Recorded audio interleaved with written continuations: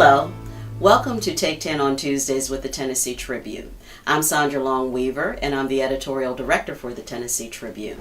And today our guests are Linda Leathers, who is the CEO of The Next Door, and Patience Ruffin, who is the director of treatment services for The Next Door.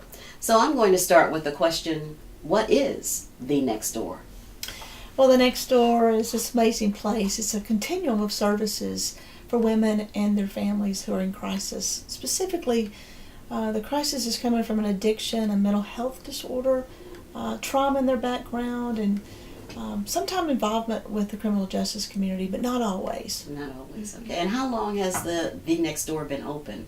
And it's a nonprofit agency. Right, we are a nonprofit, and we opened in 2004 to our first client. Oh, wow, okay. And you're mostly treating women.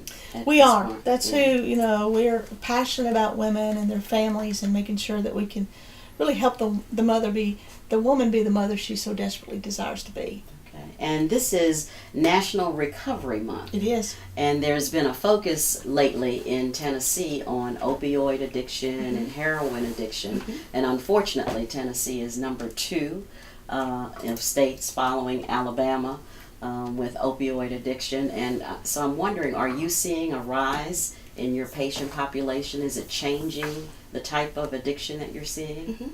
Yeah, with addiction it kind of comes in waves. So there's always either, the crack cocaine addiction that was really big. It was that 80s era. And so right now we're in 2016, it's opioid addiction. And about 60% of the clients that we treat in our treatment services have an opioid addiction, along with something else, but that's their primary addiction. So we definitely have seen an increase in that. So we're really directing our treatment services to specialize in treating that population. Okay, and there are about 150 women a day that you're treating at this point?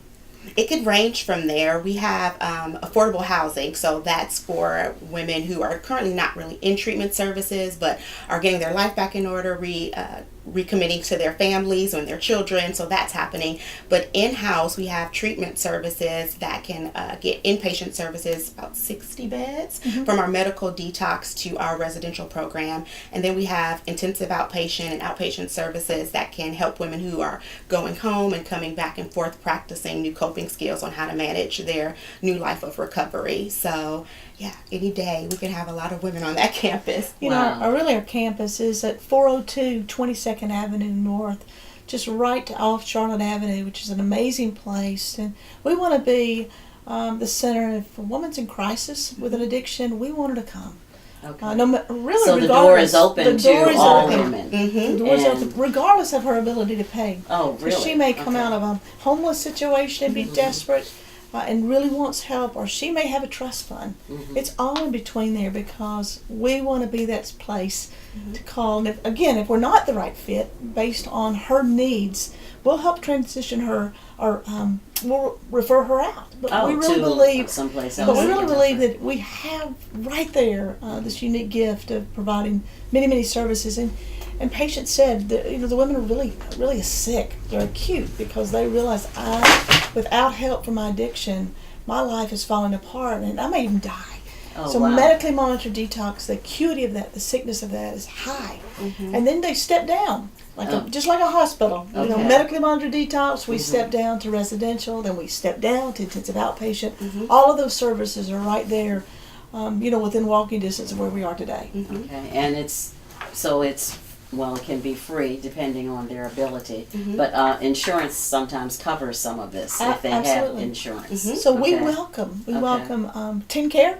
Okay. We also welcome commercial insurance. So again, we don't believe you ought to be defined by your socioeconomic condition. So we're saying, hey, listen, just come. If you have a need, we'll try to find the best method to serve you. And what if I have a family member who I think might be in crisis? Is it possible that I can refer that person or bring them in any day, or are you open? This is so 7 important, days a and week? patients will say, for families out there, we want to be a support for you. And so tell them how they can we can be support to families. So you definitely can, to get into our program, you can call our admissions office. When you call admissions, they will do an intake assessment for you and schedule an Right appointment. over the phone? Right over the phone. They do a screener to see where you best fit into our program, and then you can get assessed and come on in and schedule that appointment to get into our programming. And the great thing about our programming, as Linda was saying, from detox, medically monitored detox, right to our residential program, there's this opportunity to work with a therapist and a case manager. But we understand that addiction just doesn't impact that one person. As you say, you could have a friend, right? So it impacts the social network of that person, impacts their family. And so we provide family services too, to educate. And family doesn't have to be the people that God gave you. You get to pick those two, which is the great thing. Okay. And so who is Right. that support for you, so they can understand what addiction is. They can understand what recovery looks like, not just for that loved one, not just for that woman in crisis, but for them as well. Right. And for so the person who's providing support. exactly. Or care and, yes, because what that means. addiction impacts everyone, and so we really work hard to make sure that everybody gets what they need to be okay, right? So we provide services for the children, we provide services for mom, dad, sister, brother, friend, and we definitely provide services for that woman in need. So, as Linda said, we understand the complexity of it all, and so we try to meet that woman where she is and to get her what she needs to live life. Okay. So now what, so you said you provide services for the children.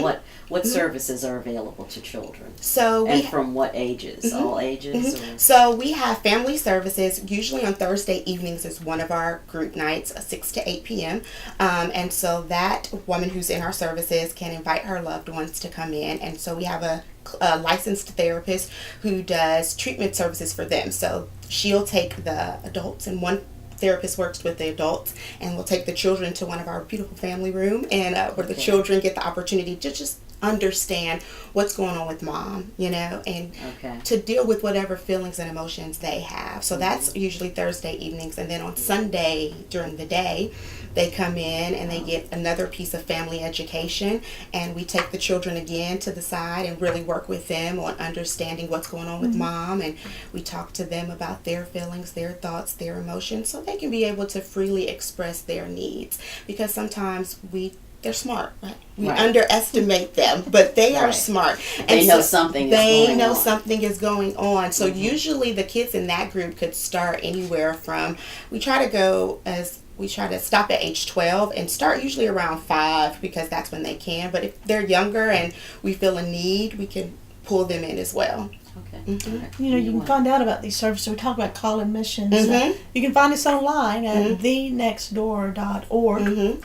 Or you can call us. And your phone number is? It's 1-855-TND-HOPE, The Next Door Hope. And we believe, that hope is possible. We see, I know out there, and even our audience, there's families who are heartbroken because their daughter or their sister is using, and she's out of control, and we want to say there's hope and recovery. That's a great reason to celebrate the National Recovery Month. Yes. Good. And you also have an event coming up for a fundraiser. Tell us a little bit about that and how you can get tickets. Absolutely. It is our benefit luncheon, our primary fundraiser of the year, and we're really out there trying to reach $500,000, and we are inviting people to come to purchase tables and invite their friends to come and hear an amazing story of our courageous women. It's all about them, and and then we have this amazing opportunity to ask people to invest in the women, because people are seeing change at the Next Door. You can't help it.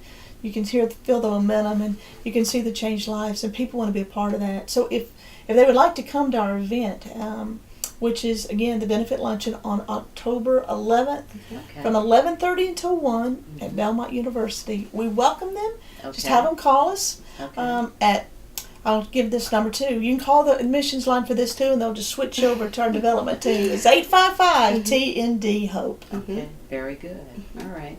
Well, thank you all for joining us today, and hopefully we'll have more women who go through your service and know more about it, more families can do outreach.